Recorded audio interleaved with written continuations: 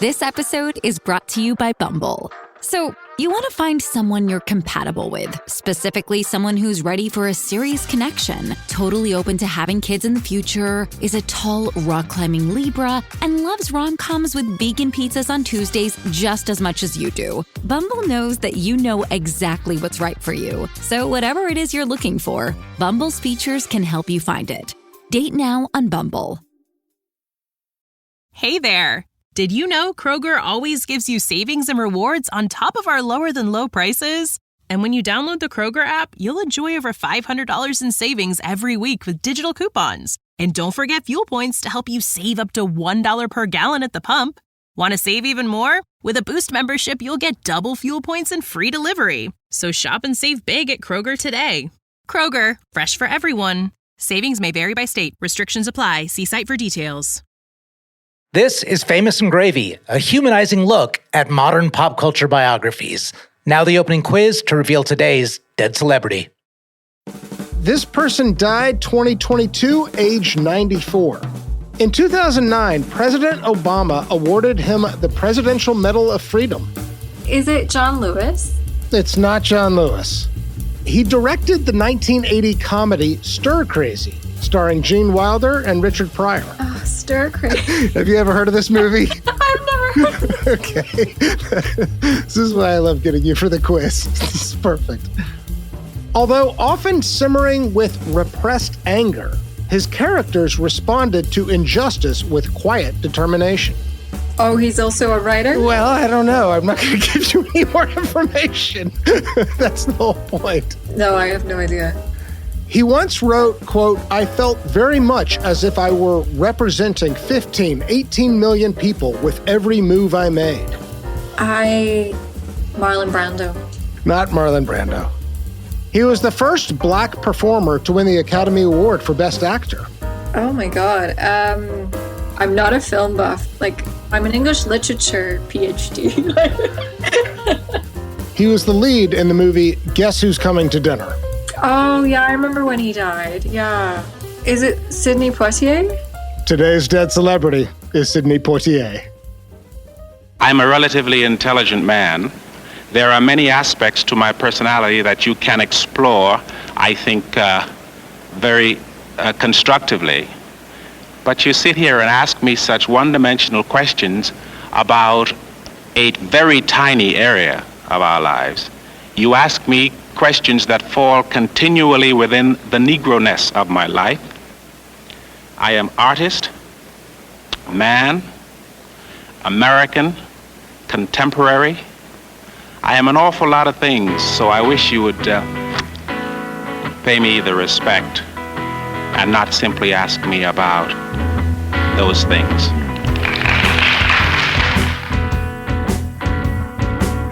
Welcome to Famous and Gravy. I'm Michael Osborne. And my name is Ahmed Kapoor. Michael and I are looking for ways to make life better.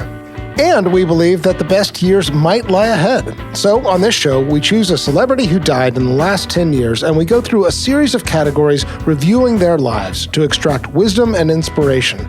We want to know, did they climb the upward staircase?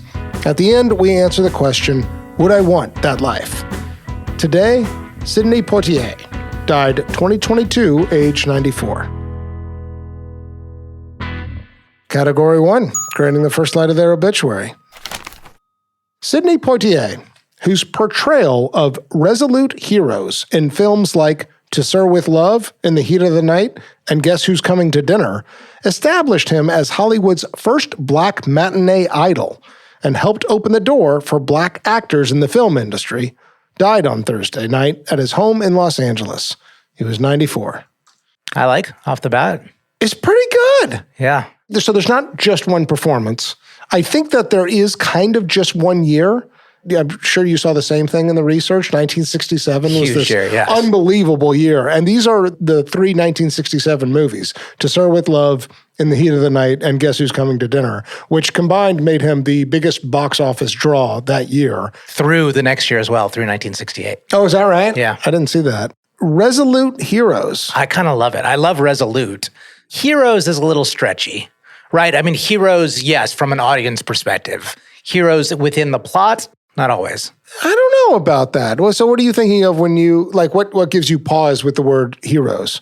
I'm just saying hero seems generous. I guess I'm wondering not if that he's an anti-hero, but he's a protagonist. And to stretch that to hero, I think they're bringing in the cultural context of what he was representing. But is that wrong? I mean, that's what gives you pause is I mean, we're going to get into this as yes, the conversation that's what gives me pause, goes on. because they said resolute heroes in such roles as. I see. Not necessarily, I just feel like if he's going to talk about being a cultural hero or being a role model, that needs some different language. More specific. I guess. I hear you. Let's talk about Resolute. Resolute is wonderful. So I want to throw in this anecdote. And it's so Resolute just describes Sidney Poitier in one word. Yeah. So perfectly. It reminds me of this leadership class that I took in grad school. There's this thing called level 5 leadership, which are the most effective type of leaders. And they carry 2 characteristics with them. One is fierce resolve. You know, every time I hear the word resolve, resolute, I kind of think, is this true of this person? And in Sidney Poitier, it is 100% absolutely true in my experience of him. So distinguish for me the difference between resolute and decisive. Because I hear resolute, and that's what I think is somebody who's like knows what to do and does the right thing. And I think they're similar. They're near neighbors, but I feel like there's a difference between. I think those resolve words. and resolute has a follow through more than decisive does. Yeah. It indicates that not only are you decisive and determined, but you actually go the distance. I don't know. That's interesting. I was going to say it's more like you're sure of heart. Like there's more like confidence in resolute, that it's coming from the inside out, whereas decisive is a little bit more like, we just got to make a call, but I'm going to be the one to do it, whether right or wrong. Yeah, correct. It's more of like a coach's characteristic. Yeah.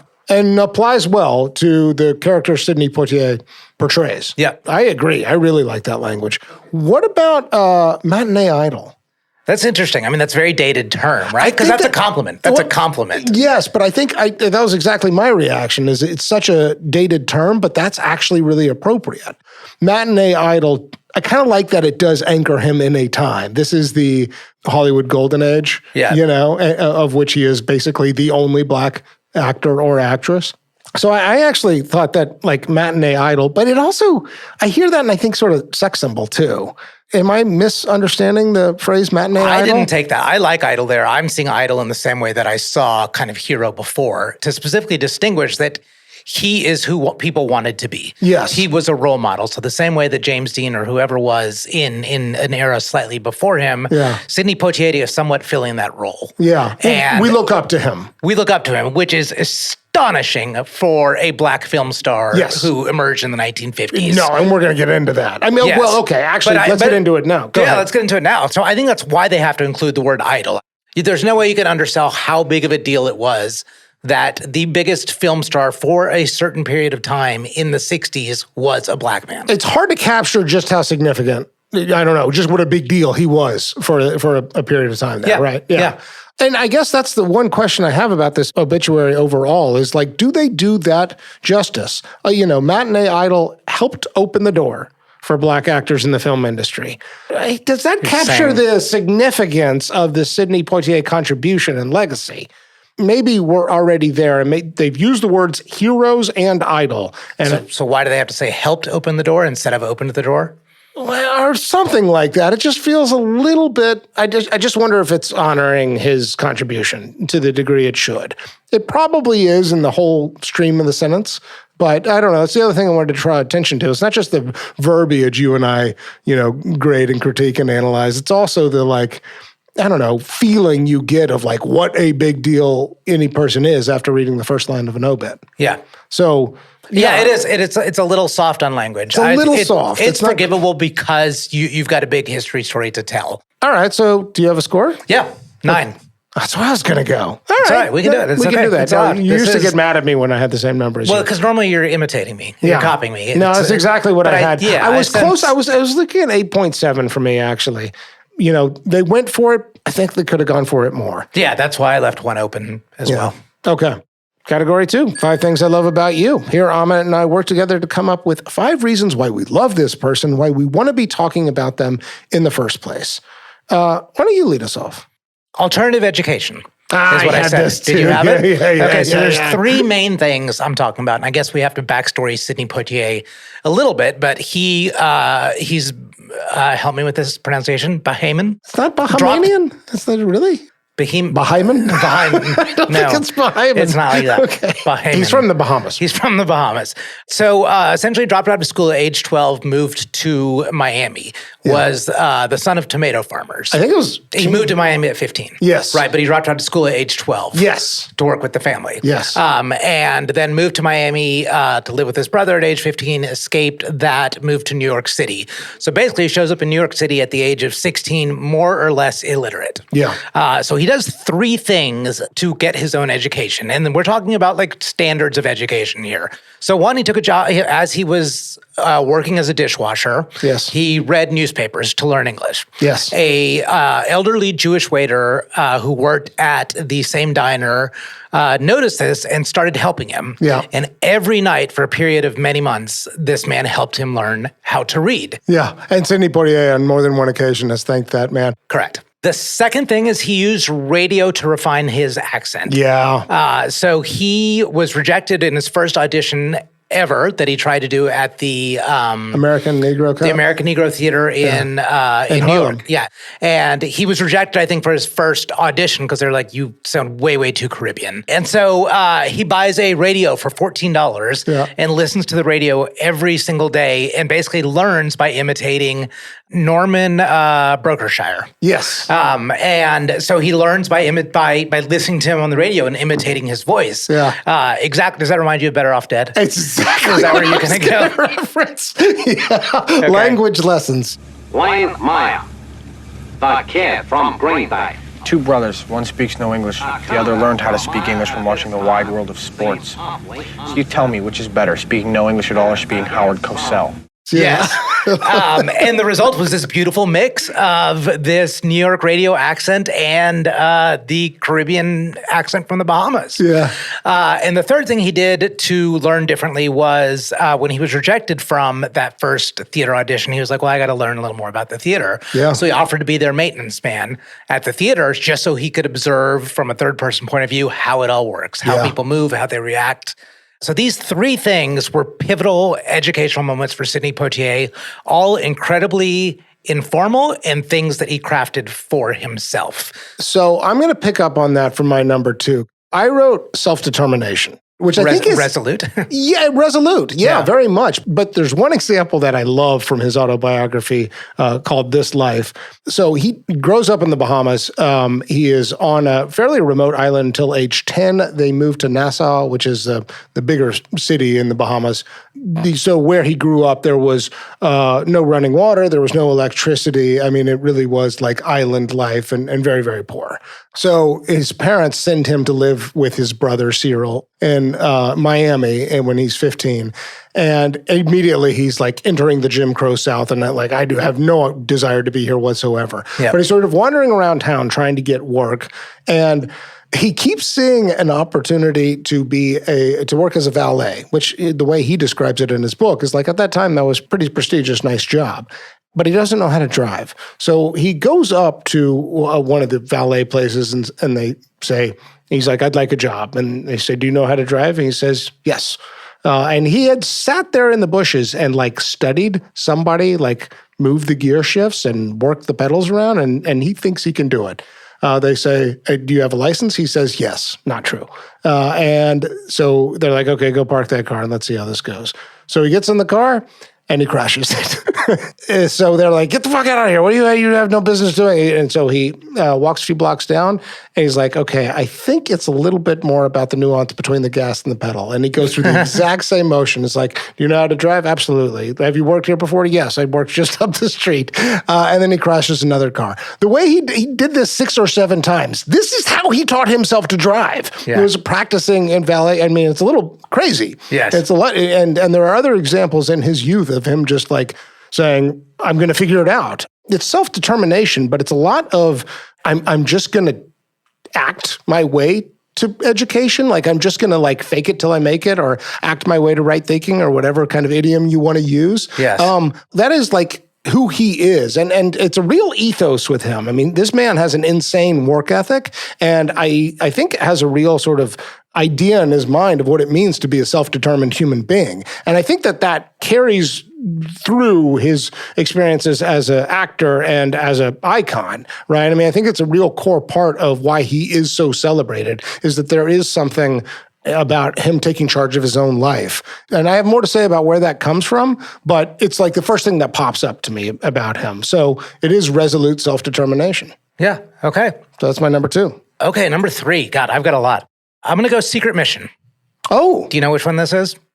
No. Okay, so this is the 1963 money drop with Harry Belafonte. Oh, yes, I do know about this, yes. So the story is in 1963, this were the Freedom Marches where they're doing voter registration in the South. 3 activists are killed in Mississippi, and the movement is hemorrhaging money. They need money. They need an injection of cash. And Harry Belafonte volunteers $70,000. This being Mississippi, it is not easy to get $70,000 cash to these civil rights activists. And so Harry Belafonte and Sidney Poitier, very good friends who we haven't talked about yet, volunteered to do it at the time. And so they literally fly into Mississippi with a target on their backs. Yes. Right, to deliver $70,000 to the movement. It's not literally, but like a very big metaphorically, literally. And so they go on this death wish mission. Yeah. Basically, as they land in Mississippi, they have literally their cars being rammed by the Klan. Yeah. And they have another car trail them to essentially take the hits, and they have to swerve and make sharp turns to eventually get to their destination with the $70,000 that they transfer.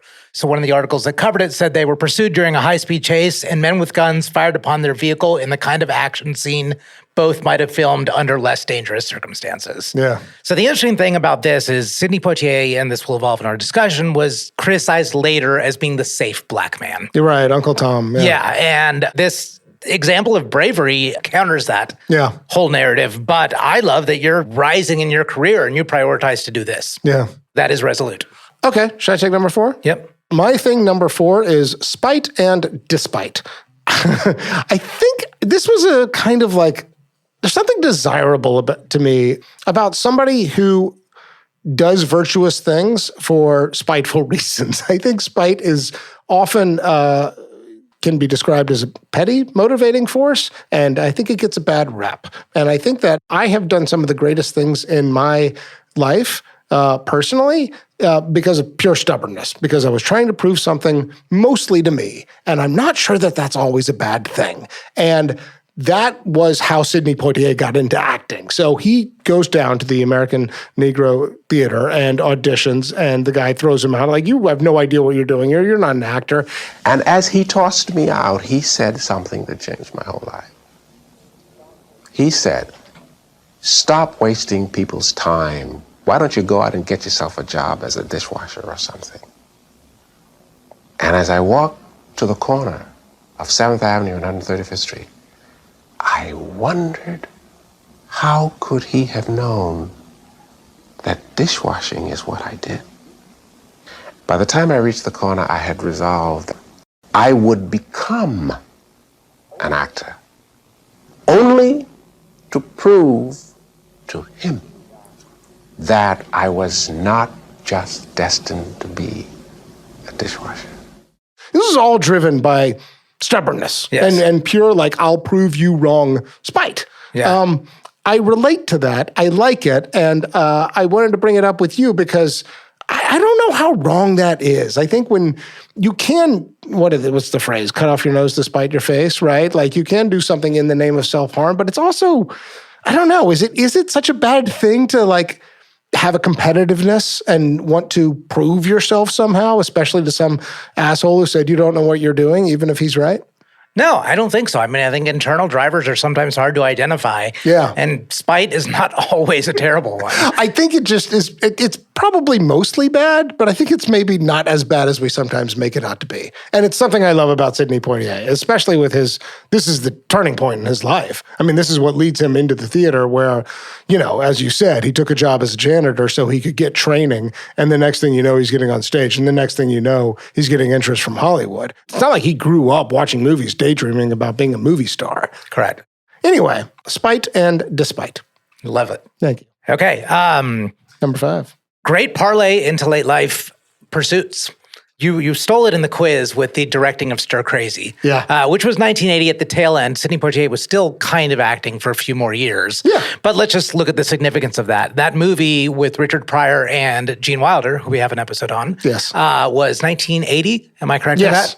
Eventually made $100 million, which made Sidney Poitier the most successful comedic director at the time. That's Not right. even black comedic director. Yeah, and held that for a long time, right? Yeah. So, I mean, what a pivot, right? And then later he becomes a board member for the Walt Disney Company. Saw that. For 8 years. And that is not like, they're not just handing that out like, oh, you were a wonderful film star. You actually have to have accolades because you're in charge of one of the largest corporations in the world. Yeah. So that's extraordinary. And then Diplomat. But this one I kind of love because it's so cheesy. This one they do just give out, I think. That he was the ambassador from the Bahamas to Japan. Yes. And which is just great if we can leave it at that. But then when you start to dig, it's like he didn't have to live in Japan. Yeah. But it was just like, I mean, this is literally just a good political appointment. Yeah. But it sounds great. Yeah. And I love it for Sidney Poitier. I love that that's something that you can still do that is meaningful to your home country, for the international community.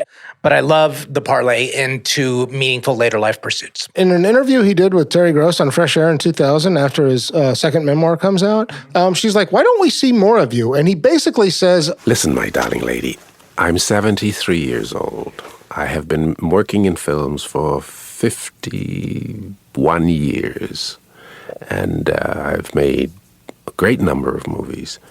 And there are other areas of my life now that the most important currency I own is my time. And I just simply don't have the time to go over ground I've covered. At least I don't want to spend the remaining time I have in this life of mine doing things that I've done before. all right, let's recap. So number one, you said... Alternative education. Alternative education. I love that one. Number two, I said self-determination. Number three, you said... Mission Impossible. Mission Impossible. Number four, I said spite and despite. And number five, you said... The parlay. The parlay. Excellent. Okay, let's take a break. Michael, you know one thing that's very difficult about being a world-famous podcaster is I just don't interact with very many people. It's hard to connect with the common man. It is. And you would think somebody of my level of infamy and notoriety would just be surrounded by intriguing conversations. I think that there's a way of solving that. I think it's about where you go. What are the spaces where you encounter the kind of people you want to talk to? Park benches, tree climbing. Can I offer a suggestion? Have you been to Half Price Books lately?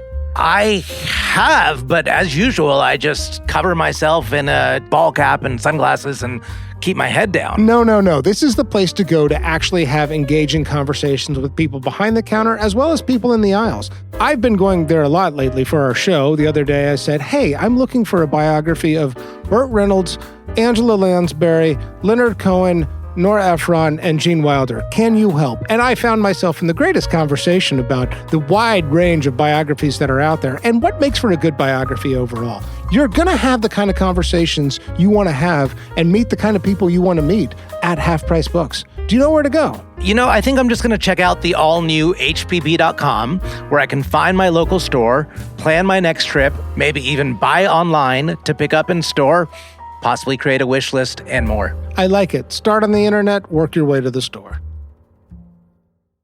Hey folks, Christian Swain, CEO of Pantheon Podcast here, and let me tell you about something that's going to revolutionize the way you eat. Factor meals.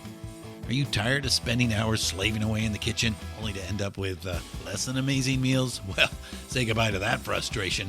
Factor Meals brings you chef-crafted, dietitian-approved dishes delivered right to your doorstep. With over 35 mouth-watering options each week, including keto, calorie-smart, vegan, and for me especially, dairy-free options, Factor Meals ensures there's something to satisfy every palate. Feeling hungry but short on time?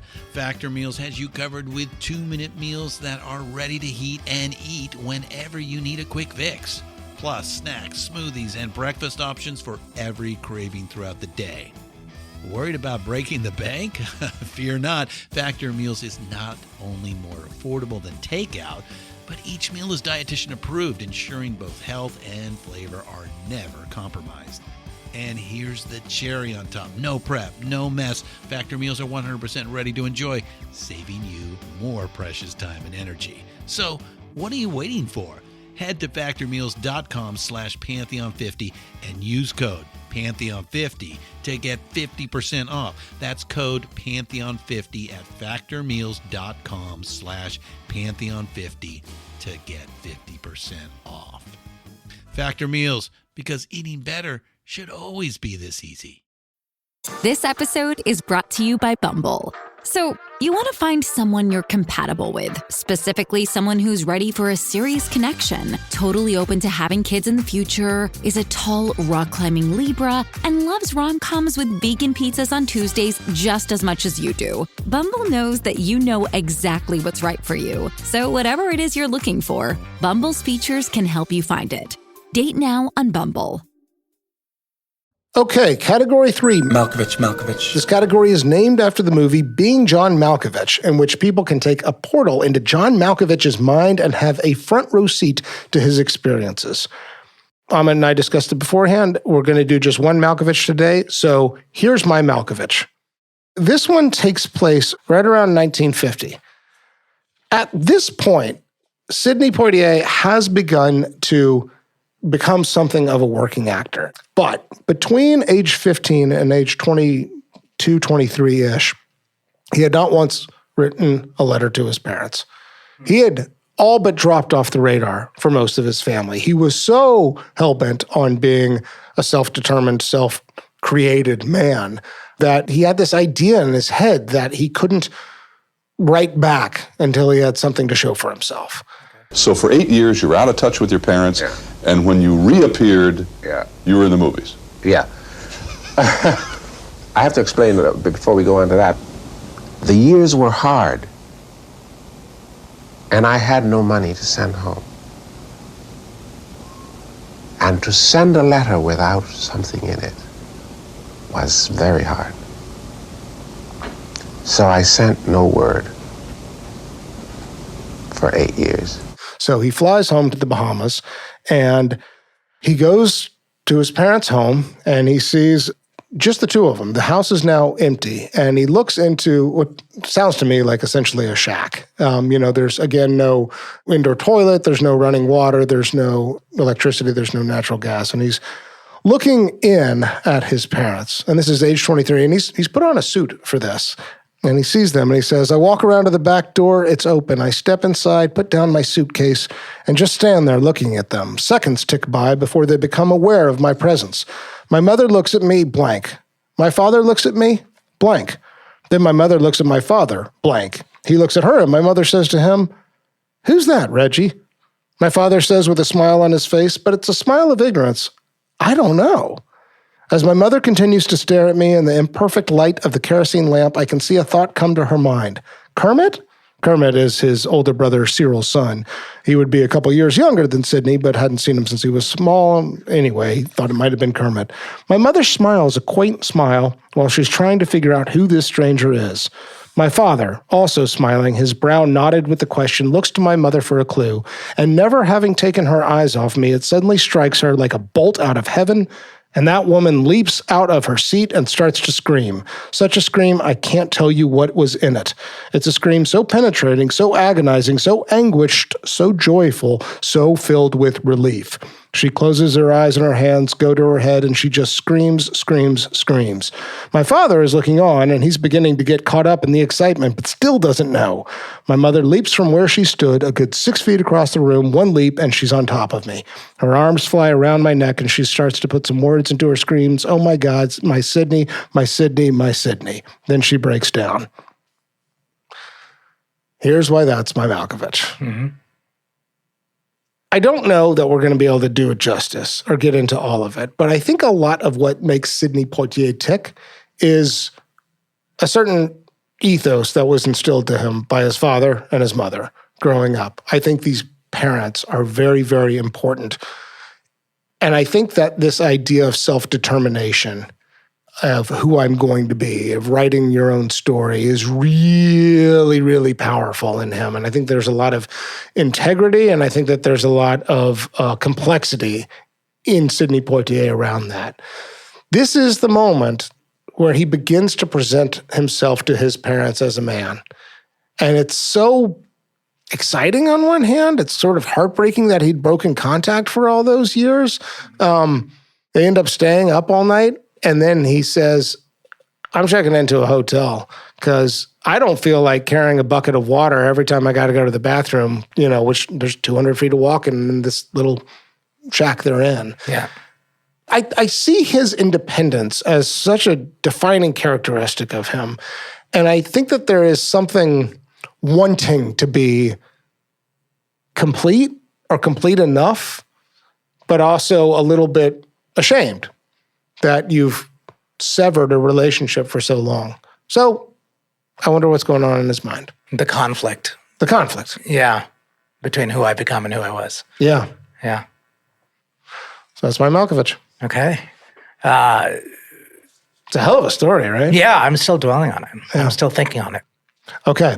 What do you got? Okay, here's my Malkovich. So we mentioned that he was the first Black person to win a Best Actor Oscar. In fact, the first to win a Best Lead role. There was, from Gone with the Wind, there was a woman named Hattie McDaniel who won Best Supporting Actress. Right. Sidney Poitier wins in 1964 for Lilies of the Field. Yeah.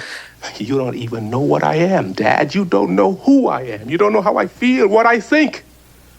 And if I try to explain it the rest of your life, you will never understand. You and your whole lousy generation believes the way it was for you is the way it's got to be. And not until your whole generation has lain down and died will the dead weight of you be off our backs.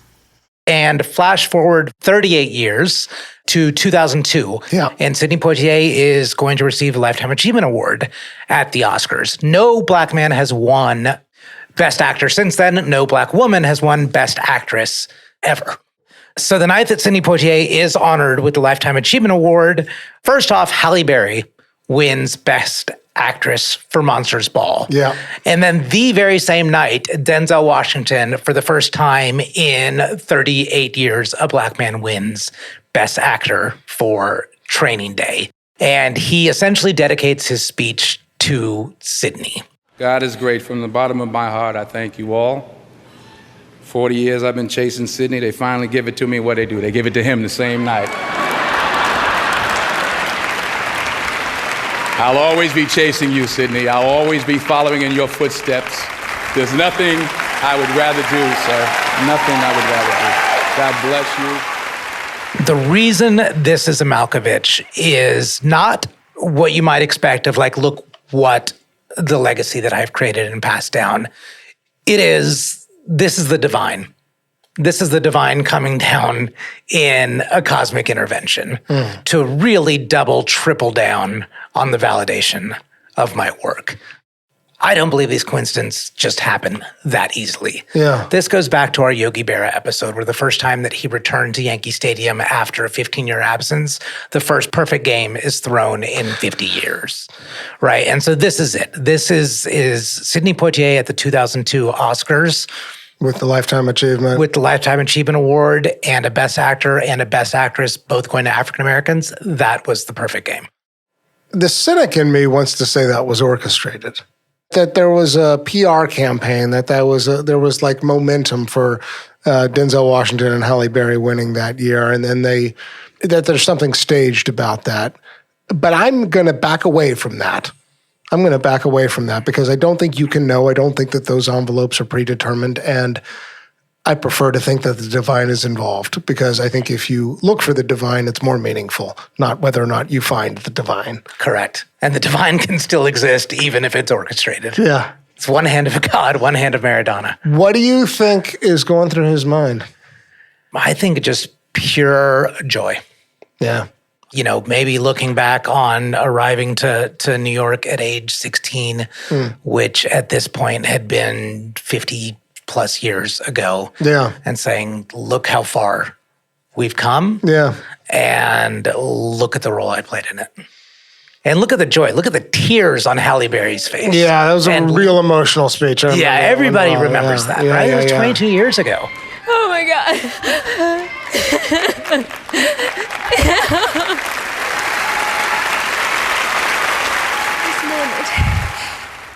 so much bigger than me.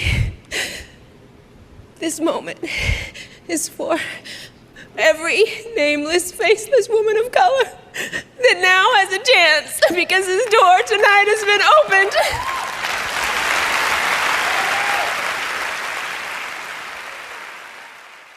Let's take another break. So Ahmed and I discussed it ahead of time, and we're going to do a couple categories that we think are most relevant to the Sidney Poitier life story. The first category we're going to do is love and marriage. This is a question where we ask how many marriages, also how many kids, and is there anything public about these relationships? We've started to broaden this one out a little bit more to look at family life more broadly. Yeah. I've already talked a lot about as folks, and so I don't want to go too far into that. I think the two things to talk about here actually probably are the marriages. So Sidney Poitier, just to go through the data first, and then we'll come back to it. There are two marriages. Juanita Hardy they were married in 1950 until 1965. They had 4 daughters together. Sidney was 23 when they got married, 38 when they got divorced. In 1959, during this marriage, Sidney Poitier began a 9-year affair with actress Diane Carroll. And we're going to talk more about that in a second. Can I speak? Or actually, do you want to talk on this now? I'm just going to throw in the fun fact. Diane Carroll is Lenny Kravitz's aunt. Yes, but Lenny Kravitz had yet to arrive by the time Sidney Poitier and Diane Carroll had hit it off. Correct. And then in 1976, Sidney Poitier marries his second wife, Joanna Shimkus. They have 2 daughters. Sidney Poitier at this point is 49. They're together until his death, age 94. So they wound up being married for 45 years. So, okay, Juanita and Diane. You wanted to talk about this. A little ditty about Juanita and Diane. Yeah, do the John Mellencamp. Yeah, so I did want to talk about it because Sidney Poitier is not only a resolute hero, as the obituary would say, but he's a guy of extreme values. Yeah. As he chose his roles, as he played his roles, as he defined most of his life, he said he wants to carry out the values of his parents. Well, and I mean, just to take that a step further, he's also the quintessential representative of virtue in some ways, right? In all the roles he's playing in the 60s. This is part of the reason he's the man of the moment, is that he's just imbued with natural integrity. And we'll talk more about the complexity around what that means. Yes. But that's real. That's coming from the inside out in a big way. He's got big time family values. Yeah. I'm just confused, frankly, Michael. The idea of a public extramarital affair in the 1960s with a person who is a symbol of virtues, as you talked about, I just don't get it, right? I understand marriages fail and dissolve. I don't understand why not divorce. Well, okay, so there's some weird things about this, and it's kind of dated, how this played out to me. So in 1959, 1960, Sidney Poitier and Diane fall in love, and they're both married, and they say, let's go home and let's tell our spouses, which they do. And Sidney Poitier tells the story in his book about how difficult this was, one of the most, gut-wrenching moments of his life. What I think is a little unusual, this still happens today, but is that not both of the other spouses immediately wanted out of the marriage. I think because divorce was just way less common as part of it. Also, I think way more harder to get. But in any case, Juanita, Sidney's spouse, is well, will you just get rid of that woman so that we can get on with our normal lives, essentially. And then Monty, I think is Diane Carroll's husband's name, he's pissed off, but that they don't just run to court. I guess they just didn't do that back then. I don't know. Is it as simple as that? Is just you didn't do it back then? I don't know if you didn't do it back then, but I do think that the institution of marriage and the transgression of infidelity was just thought of in a broad sense in a different way. Part of the thing is, though, that they didn't have a fling. And it's not like they got drunk and hooked up. It was a 9-year on again, off again affair. Yes, it was an actual, they fell in love with each other. I don't know the psychology of anybody involved in this scandalous love. It's not triangle, it's quadrangle, whatever it is. Rhombus. Thank you. this scandalous rhombus. The question I think you're trying to get at is the inner conflict in Sidney Poitier, that he represents things and he cares about virtue and family and integrity and so forth, and yet he can't seem to match that in himself? That's not entirely accurate because I'm not saying he should withhold love. Right. If his heart truly does belong somewhere else and he's learned that through a course of time, then yes, he is entitled to happiness. Yeah. Fully. I am confused about the staying in the marriage. Okay. Right. And this is very different from like Muhammad Ali, right? Who had a string of dozens of affairs. Yeah. And the wife was very privy to it. Yeah. Right. And Maradona was similar to that. Right. And I'm not passing a value judgment at all. I just can't wrap my head around it. Well, I think I can help. I think that both relationships were fundamental to a man who was under unbelievable pressure and he did not know how to navigate the world in any other way. In fact, I've got something on this from his book. Let me just lay it down, because what he winds up doing is going to Harry Belafonte and saying, I need help. And he winds up going to a psychiatrist, into analysis. This is when he's deep into therapy. Psychoanalysis offered several insights, one of which might eventually prove to be accurate, that Diane and Juanita were, for me, two halves of a perfect whole. Home, hearth, and children gave Juanita such strong appeal, while the excitement of a cultivated, glamorous, and talented lady suited the restless side of my nature. Yet who could say for sure I would have fared better if I'd found the perfect combination of these qualities in a single person? Would such perfection in one woman have driven me through the furnace and tried my soul as happened when my ideal whole was represented by two independent halves?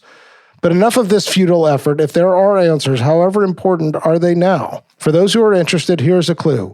When I was finally able to obtain my divorce, which he does finally get in 1965, I remember feeling liberated. But from what? From an unhappy marriage, surely, but I also suspect from one independent half of a two-sided whole. If the whole is dependent on the existence of the two independent halves, then liberation from one half weakens the need for or dependency on the other half. As much as he gives us. Okay, so he's saying that the need for the safe, comfortable side has been liberated. I guess. Do you get that, though? I mean, I think... That was my interpretation of the passage. I actually reread this 6 or 7 times. Like, what is he trying to say here? I mean, the idea that you have a need that gets filled by two women and or two partners, and you inevitably put them in a state of conflict, doesn't quite recognize their humanity. No, it seems extraordinarily selfish, yeah, right? Which maybe is the whole point of why we're bringing this up. There is something very contradictory about how we think in regard of Sidney Poitier in this moment and what's actually happening in his personal life. I feel like some of this is inevitable. I don't mean to excuse it. Without a doubt. Yeah. I guess, what does it impact? Does it impact his legacy for you? No, I don't think so. I think honesty prevailed above all of these things. Yeah. Whether there was somebody, Juanita, it sounds like she may have, and Monty, bared the brunt of the hurt. At least I think everybody walked away hurt in the end. I mean, as soon as he gets the divorce, like the relationship with Diane falls apart. There was something about the irregularity and chaos of it that made the whole thing kind of hold together like a house of cards. Yeah, the honesty and acknowledgement of it, I think, is what doesn't tarnish a legacy for me. I mean, what happens at the end of that is that he is a lot more aware of who he is. He winds up falling in love with his second wife, and they stayed married for 45 years. All of that tells me that he's in a state of conflict, and he figures it out at some point after the fire of the 1960s civil rights movement and his experience as a, top shelf movie star kind of cools off a little bit. I just think it's hard to figure out who you are in that moment. Yeah. There's nothing surprising in a way about it, but it does stand a little bit in contrast to what we know of him and the kind of, high regard he's held in today. Yeah, it's funny that now, 60 years after, though, we can't really look back and say, I would have done this differently. Yeah. I don't know. This is just the human condition. It is our tendency to have emotion and to be evolving and changing and imperfect. Yeah, I think it's also we want love to ground us. We want love to tell us something about ourselves. I mean, there's this adage out there that what intimacy is really about is having somebody see you the way you want to be seen. Yeah. And if you aren't clear on how you want to be seen and you're getting a lot of confusing messages from the outside world of what it means to be seen and how you want to be seen, then it's hard to know exactly what shape that love looks like, you know? Again, it's not to necessarily forgive him, but it's just such a natural human response to the circumstances that he found himself in. And I do think that I tend to see a lot of attention to family life in as much as he can provide it in the years going forward. I mean, he talks a little bit in the book about his relationship with his children. Yeah, and they all speak very fondly of him if you see the Apple documentary. Right, and there are some parts where it wasn't always easy, but there's like a lot of love and admiration. So I don't know. I kind of feel like at some point he gets right-sized. I don't know. I feel like this happens to a lot of people in like the peak of their vitality, you know, that you're just trying to wear so many hats that there's only so many balls you can juggle in the air. And like to know oneself from the inside out at that stage is just hard. So that's my take. Frankly, I'm not joyous, but I'm just like every time that we unveil imperfection in the seemingly perfect, it's nice. I agree. It humanizes Sidney Poitier in a way that I kind of need this man a little bit humanized because he's a little impressive. It's like, oh my God, you know, like I would shrink a lot if I were in his presence. I think Oprah used those words the first time she met him. Is that right? Yeah. Okay, so if that's her experience, I can't imagine how I'd fare.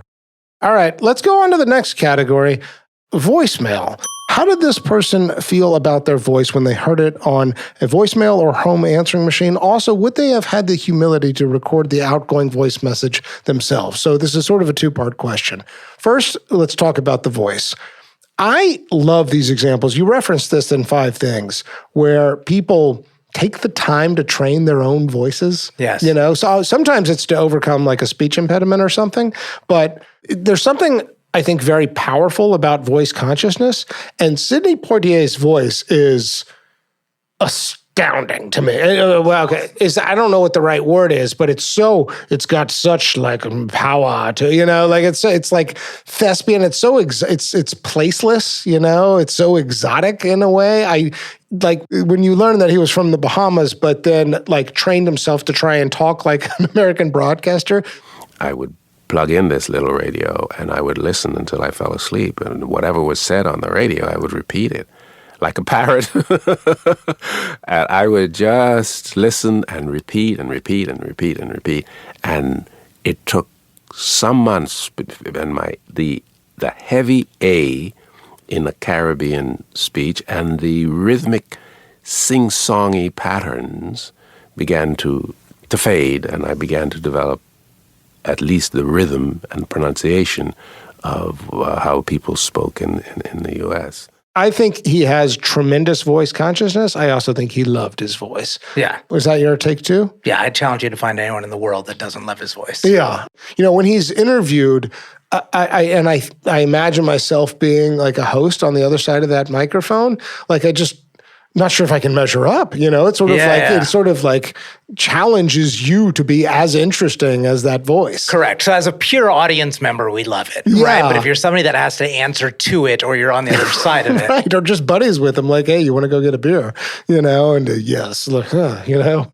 I do think part of his crafting of himself, I think that plays out in the voice. Yeah. Like, I think there's a deliberateness to it. Okay.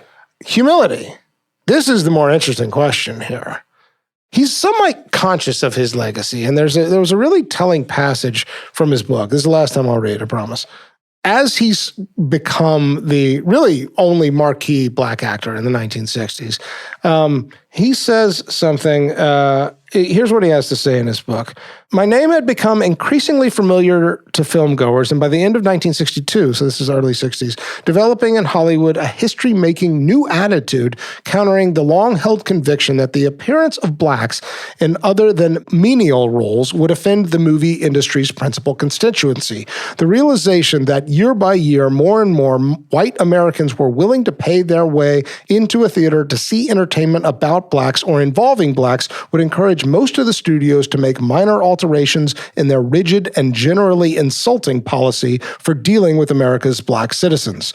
Though history will accurately acknowledge my presence in those proceedings, my contribution was no more than being at the right place at the right time. one in that series of perfect accidents from which fate fashions her grand designs.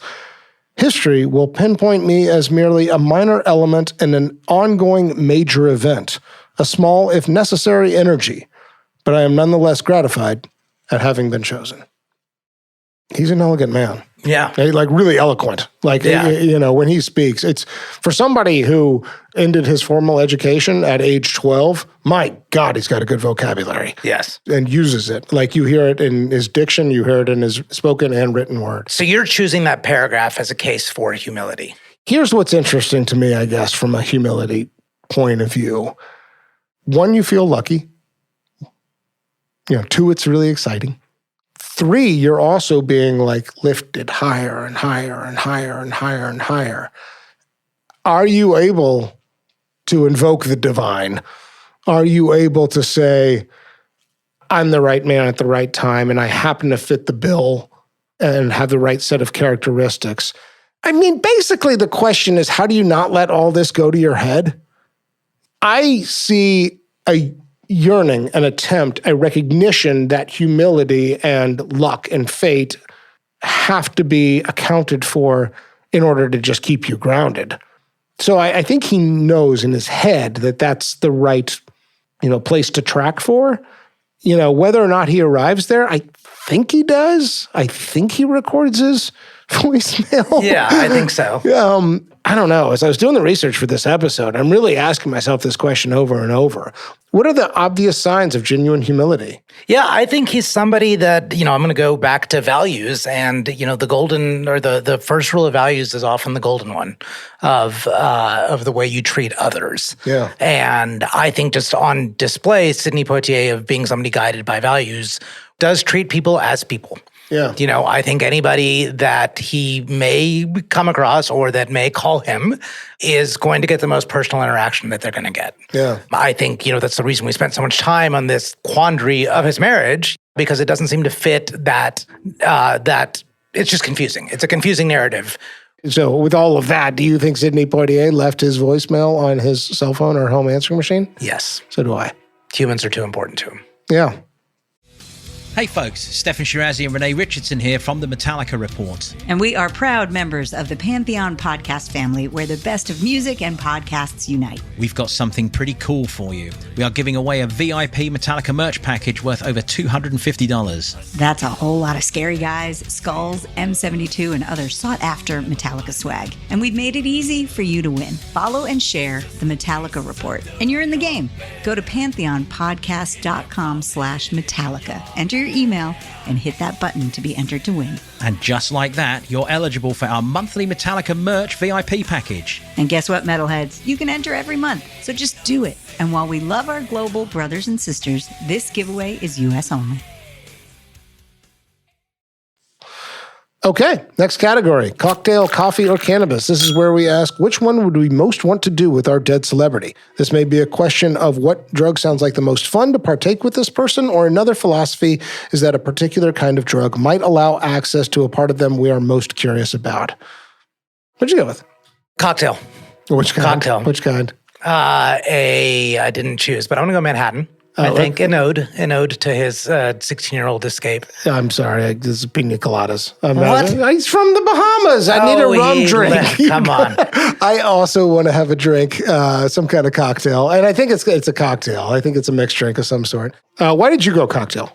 It's something I'm curious about. Yeah. And we haven't talked much about this, but the whole backlash that came after the rise of Sidney Poitier. Yes. Right, that as you moved away from the 60s and sort of the purity of civil rights, and you had things like the Black Panthers and blaxploitation, there was sort of an anti-Sidney Poitier movement. Yeah. He was called the safe Negro, or white people's favorite black man. I would think that would have made you even angrier when you get charges that you're not standing up, you're not black enough, because you have, in your own way, behind the scenes and on the screen, been standing up for that which you believe to be true and right.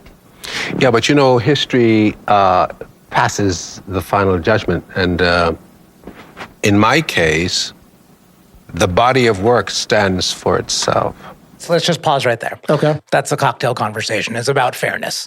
And this treatment specifically around race, because I think there is probably nobody better suited to comment on that than Sidney Poitier. So, but what's the question you want to ask him? Yeah, I would say this, and then let me caveat this with there is a little bit of parallel, in what I see in his plight and a little bit of my own backstory. Right, I grew up in the whitest possible neighborhood. Yeah, all my friends were white. Sometimes I have to very softly answer to, am I Indian enough? Yeah. Right? And that's why I'm curious. Personally, that's why I'm curious about it. Yeah. Did I sell out somewhere? Sure. Yeah, exactly. I mean, exactly. Yeah. So the question I want to ask for Sidney Poitier is, first of all, I'd say you see their point, right? You do see how people take this position, right? How they can take this argument if you are not the ideal representation of us, or you are not blank enough. And so what I want to talk to him about is you understand their point. You are a smart, very intuitive man, as you understand where they are coming from. Yeah. So what do you do to straddle both lines of you being who you are, but you also wanting the race to be properly represented and progressive? And I don't know how to answer that, because he got them to where they are. But what they're saying is that now it's 70s and it's time to move over, suited up as Sidney Poitier. Yeah. And I am very, very curious. I guess I have a similar question for him, which is like, what does progress look like next? Next from now or next from after he was climbing? Next from now. I mean, it's a variation on the same question to me. Is it? Okay. Yeah, I mean, it is this entire conflict of we don't want to see color, we don't want to see difference, we want to live just as John Lennon, wanted us to, but we also want to stand very pridefully behind our cultures and our affiliations. Yeah. And it's a hard as fuck thing to straddle. Right. And I think he's very uniquely qualified to provide that perspective, either whether it's from the perspective of 1970, when he started to receive a lot of backlash, or whether it's the perspective from right now of 2024 and the multiple groups we have here in the United States and in the entire world. I think I just need to sit and listen to that conversation while I sip on my pina colada. You can sit on the table behind. Thanks. Yeah. Part and parcel with that, I guess I also want to know, how it felt. That moment of backlash, which I don't know, to me, in retrospect, sitting here in 2024 is sort of predictable.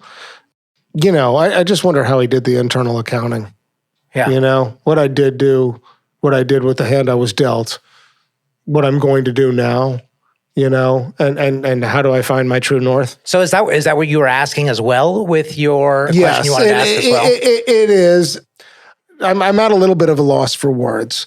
And maybe just to step out of it a little bit, I really liked Wesley Morris drawing a parallel between him and Barack Obama. This sort of like, what is the figure of blackness that white America can tolerate at any given moment? And then how do we deconstruct those characteristics in order to make sense of our socio-political lives, And like, he is a fascinating figure that way. And I think more fascinating, actually, than almost anybody else, because he is also a character. Like, he's also an actor, right? And so we're seeing a range of portrayals of blackness across his movies. So I don't know where I'm at with it. I also felt like, what is the best place for me to sit and listen? Because I've got more to learn here, and I'm not quite sure even what question to ask. But I think you asked the right one. Yeah. At the right starting one. So, I think we had the same starting point and the same ending point. All right, then. Speaking of ending points, the Vanderbeek, named after James Vanderbeek, who famously said in Varsity Blues, I don't want your life. Do you want this life? It looks pretty damn good. What are the knocks against? I mean, we talked about this 60s love affair marriage, that confusion. Yeah. And again, I have to reiterate, you don't fault anyone for the heart. Yeah. But this duplicity seems just difficult. But you created some pain on the home front, and people were hurt. Yeah, so that's a strike against. There is the icon's burden, which is, I think, of a lot of that conversation that we just had in Coffee, Cocktail, and Cannabis. Totally. That is hard as hell, to have that much weight on your shoulders, to bear the pride of a race at a certain period in time. I've gone back and forth on this show whether I want that or not, whether I want to stand for something or not. And because the more people we've covered, the more I've come to sort of appreciate the depth of that challenge, of that burden. Yeah. I'm not sure I want something that difficult. Did it look fun? Did this look like a fun life to you? Yeah. It sort of does. It did. Right? I mean, I think the way he acted It was a challenger role that he always played because he was correcting a stereotype. Yeah. But he also, everything was assertive. You know, that wonderful voice of his. He got to make the best speeches. You know.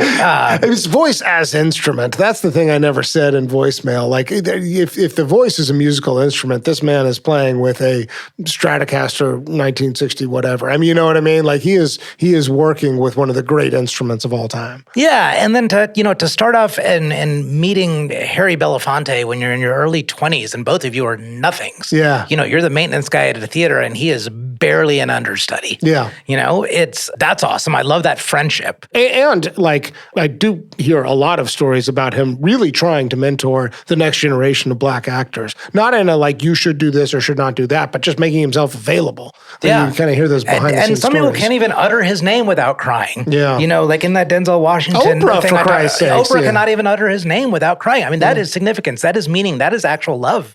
So yeah, it looks fun. I don't think I have to at all explain the meaning. So meaning, purpose, love, and fun, check, check, check, check.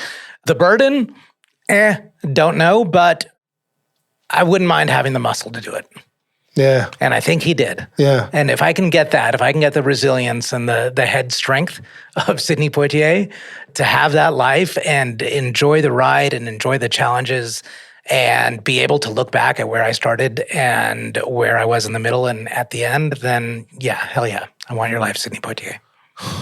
I don't think I'm going to add anything to that, Amit. I could make this more complex because I do see real inner turmoil. I do see a tug of war in a lot of different places in him. But I also, I do feel like in as much as he was born, you know, against the odds into a life that didn't look like it was going to have much power, the amount of power and agency he rises to and the way he tries to temper that, you know, through example and through model and through deliberation and eloquence, I would like to have that kind of truth, you know, in every fiber of my being. And that's ultimately what I see. Not faultless by any stretch of the imagination, but no, this is a man to look up to. And this is a life I would want. So yes, I'm a yes. Yeah. And you said it, you know, you see a lot of inner turmoil and inner conflict. I mean, I've said it over and over again, Michael. If you don't see that, you're not looking at this person correctly. Yeah, we all got it. They all got it. We all got it. Yeah. Yeah, first person. Yeah.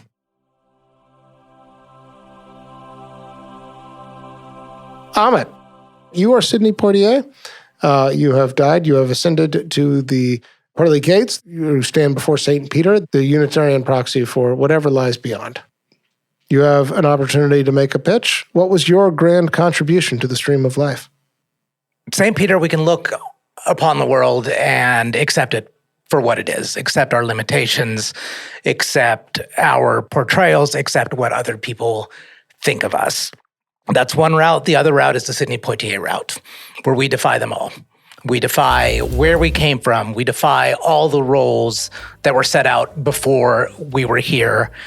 And we defied what other people thought of us. Let me in. Famous and Gravy listeners, we want to hear from you. We need people to participate in our opening quiz where we reveal the dead celebrity. You can email us at hello@famousandgravy.com. If you're enjoying our show, please tell your friends. You can find us on Twitter X, Facebook, LinkedIn, and Threads. Our handle is @famousandgravy. We also have a newsletter you can sign up for on our website, famousandgravy.com. Famous and Gravy was created by Amit Kapoor and me, Michael Osborne. This episode was produced by Jacob Weiss. Original theme music by Kevin Strang. Thank you so much for listening. See you next time. To celebrate joining Pantheon Podcasts, Rock Camp, the podcast, the official podcast of Rock and Roll Fantasy Camp, is giving away a guitar signed by Mike Portnoy of Dream Theater, Marty Friedman, formerly of Megadeth, and legendary shredder Zakk Wylde, plus our rockstar counselors like Vinny Appice, Monty Pittman, and more. To enter to win, simply follow, rate, and review our podcast on your preferred platform, and that's all you have to do. For more information, go to rockcamp.com/podcast.